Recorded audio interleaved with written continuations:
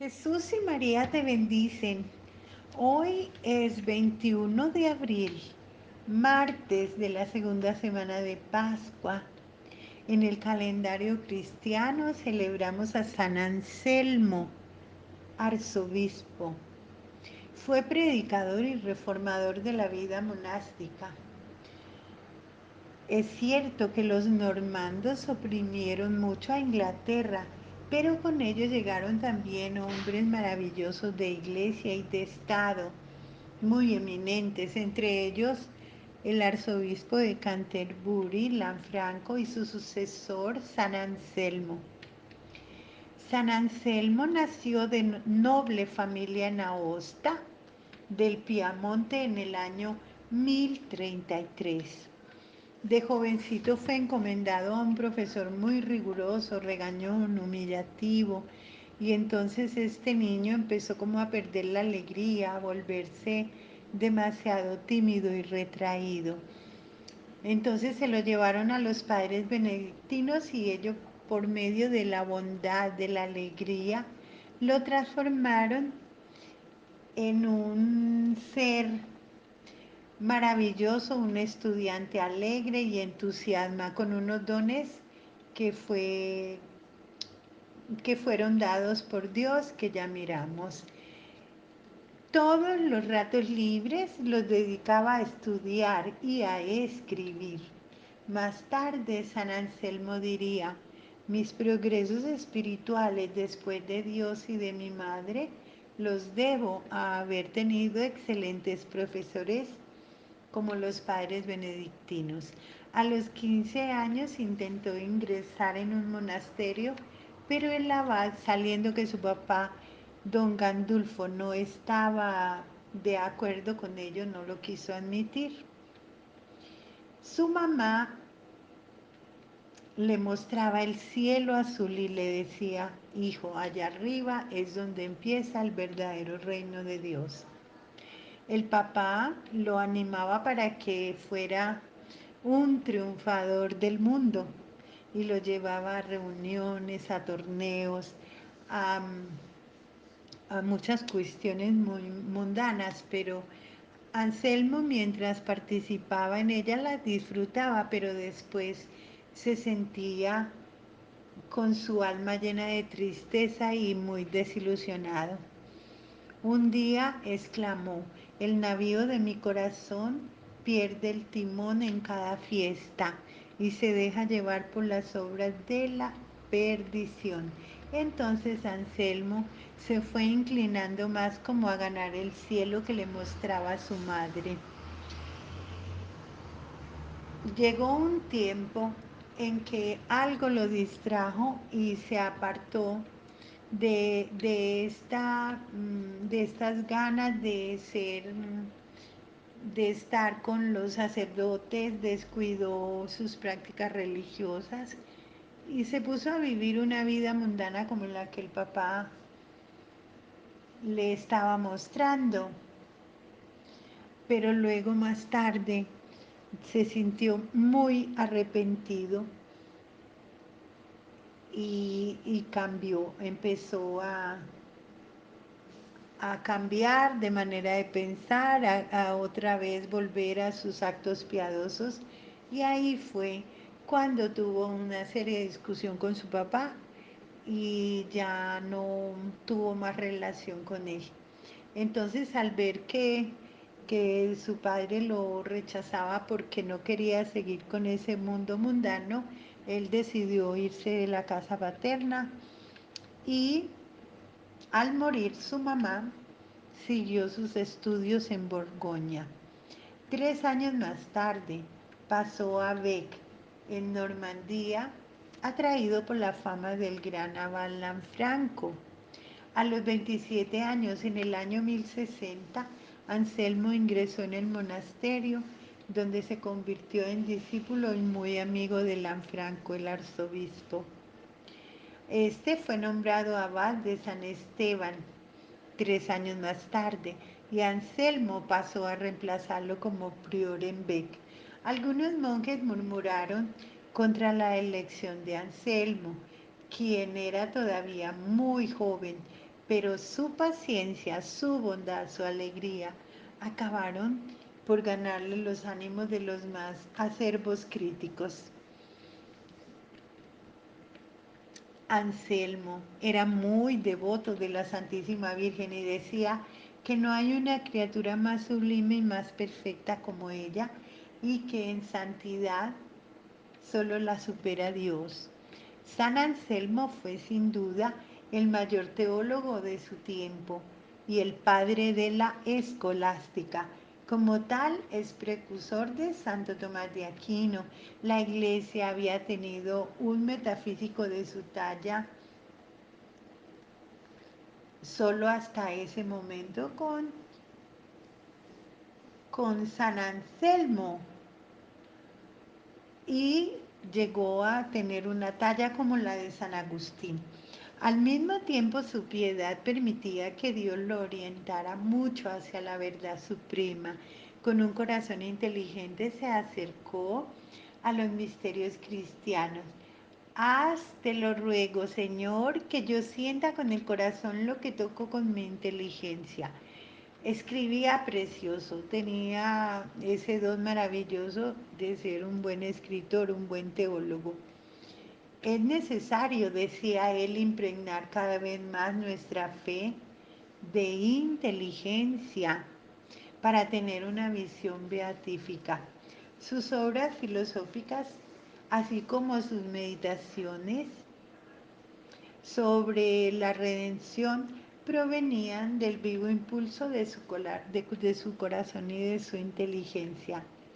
Siendo prior de Bec, compuso sus obras más conocidas que ayudaron a integrar la filosofía y la teología, el Monologium o el modo de meditar sobre las razones de la fe. Igualmente compuso los tratados de la verdad, la libertad, el origen del mal y el arte de razonar, llegando así a ser uno de los autores más leídos de la Iglesia Católica. Durante muchos siglos, maestros de teología han llamado a San Anselmo excelente teólogo. Eh, Entró luego, como fue desterrado por el rey de ese tiempo, por todo lo que él exponía en sus escritos, fue desterrado y fue huésped de San Hugo. De hace poco celebramos a San Hugo, que fue también un abad. Y luego él quiso ir a Roma, donde expuso su asunto al Papa, quien no solo le prometió la protección por la persecución que estaba teniendo, sino que le escribió al rey para decirle que le exigía que le restituyera a Anselmo todos los derechos que le había quitado y todas las posesiones. Pero él decidió irse a un monasterio de Campania por razones de salud más que todo. Cuando se murió este que lo perseguía, Guillermo el Rojo, puso fin a su destierro y entonces volvió a Inglaterra, donde llegó aclamado por todo el pueblo. Claro que la paz no le fue duradera porque empezaron las dificultades, surgieron con Enrique I, quien arrogó el derecho de reconfirmar la elección de San Anselmo, entonces otra vez fue a Roma y el Papa volvió a ayudarle con esta situación. Siempre se ha sentido la persecución de aquellos que tanto bien le hacen a la iglesia. Ya luego después ya surgió una oposición entre el rey y Anselmo. Luego él fue agravándose día a día. Finalmente él decidió ir personalmente a Roma a exponer de nuevo el asunto al Papa. Y por su parte enviaron un delegado de Roma para estudiar la situación. De todas maneras, después de que maduró la situación, consideró Pascual II que Anselmo volviese a Inglaterra. Más tarde, el rumor de que Anselmo iba a excomulgar al rey, como que lo puso muy asustado, se alarmó y fue y lo buscó en Normandía para poderse reconciliar con él y que no le hiciera tal excomunión. Enrique I renunció al derecho de investidura sobre las abadías y los obispados y Anselmo, con el consentimiento del Papa, aceptó que los obispos prestasen homenaje al monarca por sus posesiones temporales. Él observó realmente un pacto y llegó a tener tal confianza con el arzobispo que éste lo nombró regente durante el viaje que hizo a Normandía en 1108. Pero la salud de Anselmo era muy delicada, ya era muy anciano, se había debilitado mucho. El santo murió al año siguiente, en 1109, entre los monjes de Canterbury. Sus últimas palabras antes de morir fueron: allí donde están los verdaderos goces celestiales, allí deben estar siempre los deseos de nuestro corazón. Qué maravilla. Fue declarado doctor de la Iglesia en el año 1720, aunque aún no había sido canonizado.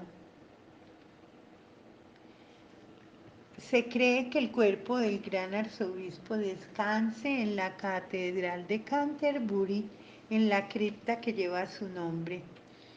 Es una belleza todo esto que podemos aprender con, con estos santos maravillosos de nuestra iglesia. Ahora sí, comencemos la celebración unidos en familia de la palabra de Dios. Cristo, una vez resucitado de entre los muertos, ya no morirá nunca más. La muerte ya no tiene dominio sobre él. Aleluya. En el nombre del Padre, y del Hijo y del Espíritu Santo. Amén. Para que nuestra oración pueda agradar a Dios, reconozcamos que somos pecadores y humildes y arrepentidos, digamos: yo confieso ante Dios Todopoderoso y ante vosotros, hermanos, que he pecado mucho de pensamiento, palabra, obra y omisión, por mi culpa, por mi culpa, por mi gran culpa. Por eso ruego a Santa María, siempre Virgen, a los ángeles y a los santos y a vosotros, hermanos, que intercedáis por mí ante Dios nuestro Señor. El Señor Todopoderoso tenga misericordia de nosotros, perdone nuestros pecados y nos lleve a la vida eterna. Amén. Oremos. Padre de nuestro Señor Jesucristo, a ti toda alabanza y acción de gracias. Tú nos has dado a tu Hijo Jesús resucitado para que viva en nuestras comunidades. Haz que sepamos verlo con ojos de fe, para que Él nos una en una sola mente y en un solo corazón. Que su presencia dinámica entre nosotros nos mueva a convertirnos con Él el pan de vida los unos para los otros, para que nadie entre nosotros tenga hambre de alimento material o de ayuda espiritual cuando se sienta necesitado. Te lo pedimos por Cristo nuestro Señor. Amén. Primera lectura de los Hechos de los Apóstoles. La multitud de los creyentes no tenía sino un solo corazón y una sola alma. Nadie llamaba suyos a sus bienes, sino que todo era en común entre ellos. Los apóstoles daban testimonio con gran poder de la resurrección de Jesús y gozaban todos de gran simpatía. No había entre ellos ningún necesitado, porque todo lo que poseían, campos o casas, los vendían y traían el aporte de la venta y lo ponían a los pies de los apóstoles y se repartía a cada uno según su necesidad.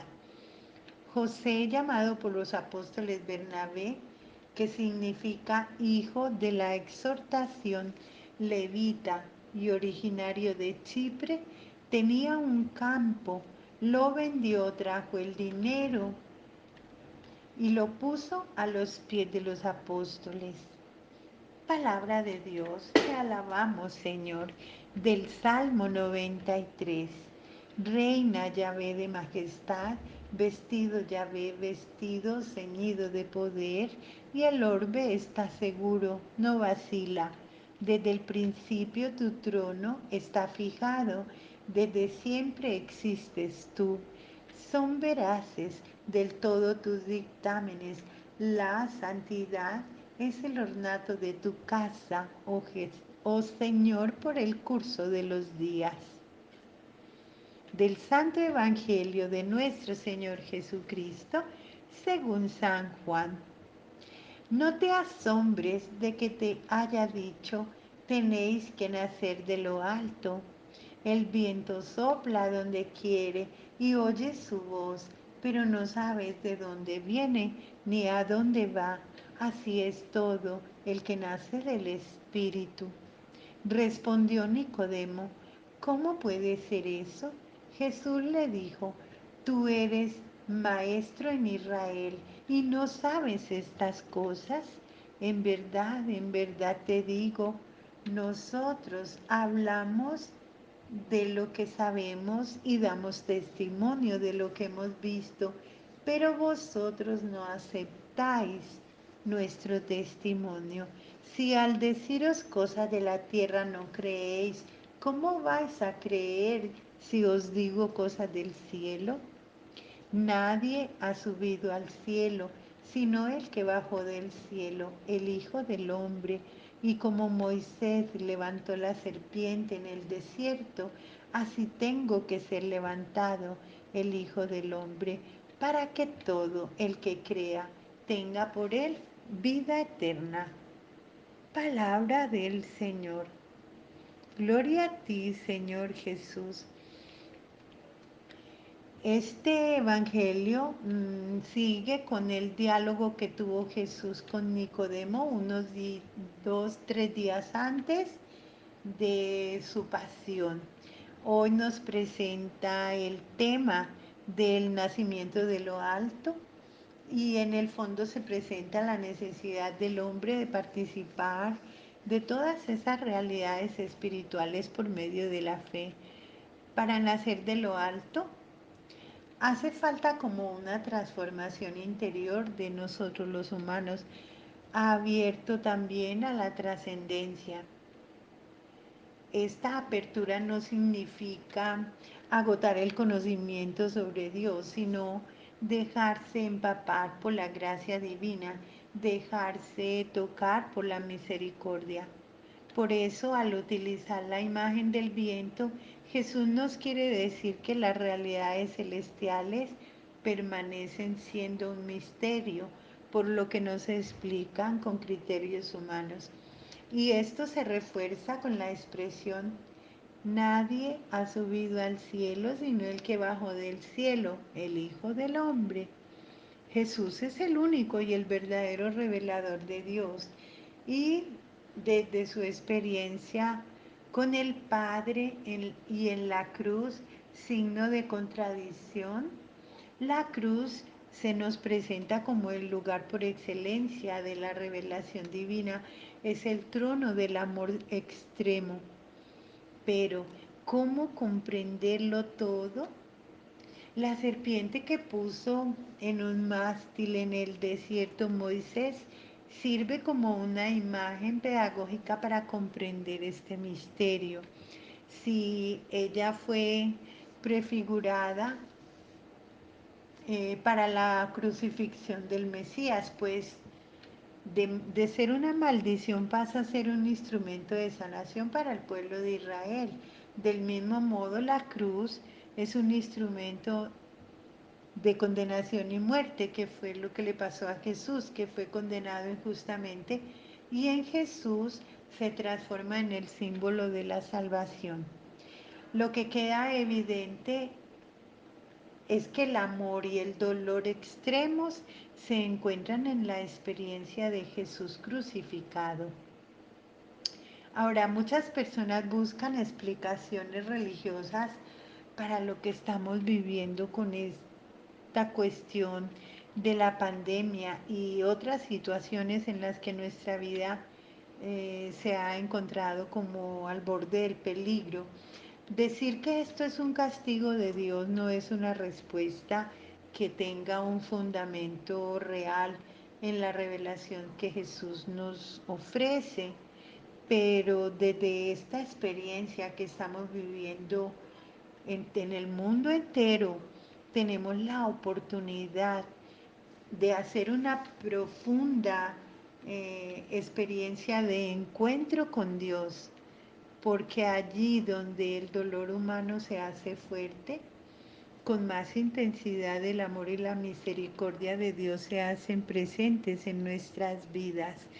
Por eso no debemos tener ningún temor, no debemos sentir ningún miedo, porque Dios nos prometió estar con nosotros hasta el fin y porque Dios está con nosotros. Hagamos nuestra petición, nuestra plegaria a nuestro Señor Jesús, unamos nuestras plegarias a su divino corazón y digamos, escúchanos Señor. Pidámosle al Señor por nuestra Santa Iglesia Católica para que podamos proclamar la buena noticia del Señor resucitado y que podamos ser testimonios de Él en nuestro diario vivir. Roguemos al Señor. Pidamos al Señor por nuestras comunidades cristianas para que podamos vivir sin miedo abiertamente nuestra fe y hacer lo que es justo y bueno, agradando siempre a Dios. Escúchanos, Señor, por todos y cada uno de nosotros, para que reconozcamos con mucha fe y amor la presencia de Jesús resucitado en nuestras vidas, de su compañía permanente en nosotros y que lo podamos ver en el rostro de nuestros hermanos. Roguemos al Señor por todas las personas que ahora mismo están afrontando la muerte por la pandemia, que están sin acompañamiento familiar en una clínica, agonizando en soledad, sin asistencia sacerdotal, para que se pongan con toda confianza en las manos del Señor. Escúchanos, Señor. Pidamos por todos aquellos que han fallecido y que por las actuales circunstancias que estamos viviendo de confinamiento en nuestras casas, no han podido recibir cristiana sepultura, para que el Señor tenga piedad y misericordia y les abra las puertas del cielo. Roguemos al Señor. Señor Jesús, concédenos la paz. Señor Jesús, concédenos consuelo. Señor Jesús, concédenos sanación. Por favor, Señor, quédate con nosotros. Amén. Como hijos que somos del mismo Padre, digamos la oración que nuestro Maestro nos enseñó. Padre nuestro que estás en el cielo, santificado sea tu nombre. Venga a nosotros tu reino, hágase tu voluntad en la tierra como en el cielo. Danos hoy nuestro pan de cada día, perdona nuestras ofensas, como también nosotros perdonamos a los que nos ofenden. No nos dejes caer en la tentación y líbranos del mal. Oración de comunión espiritual. Jesús mío, creo que tú estás en el Santísimo Sacramento. Te amo sobre todas las cosas y deseo vivamente recibirte dentro de mi alma. Ya que no puedo recibirte sacramentalmente, ven a lo menos espiritualmente a mi corazón. Señor, yo no soy digno ni merezco que entres en mi propia morada, pero di una sola palabra y mi alma será sana, salva y perdonada. El cuerpo, la sangre, el alma y la divinidad de nuestro Señor Jesucristo, guarden mi alma para la vida eterna. Amén. Y como si ya te hubiese recibido, te abrazo y me uno del todo a ti. Señor, no permitas que jamás me separe de ti. Tú no te separes de mí. Te lo suplico. Oh Señor mío Jesucristo, que la ardiente y dulce fuerza de tu amor embargue toda mi alma, a fin de que muera de amor por ti, como tú te dignaste morir de amor por mí. Amén. Honremos a nuestra Santísima Madre. Dios te salve María, llena eres de gracia, el Señor es contigo. Bendita tú eres entre todas las mujeres y bendito es el fruto de tu vientre Jesús. Santa María, Madre de Dios, ruega por nosotros pecadores, ahora y en la hora de nuestra muerte. Amén. Señor mío Jesucristo, te damos gracias por tu amor y tu bondad. Te pedimos que protejas y bendigas en todo momento nuestra familia, que con amor hemos celebrado tu santa palabra en familia en este día. Amén. En el nombre del Padre, del Hijo y del Espíritu Santo. Amén.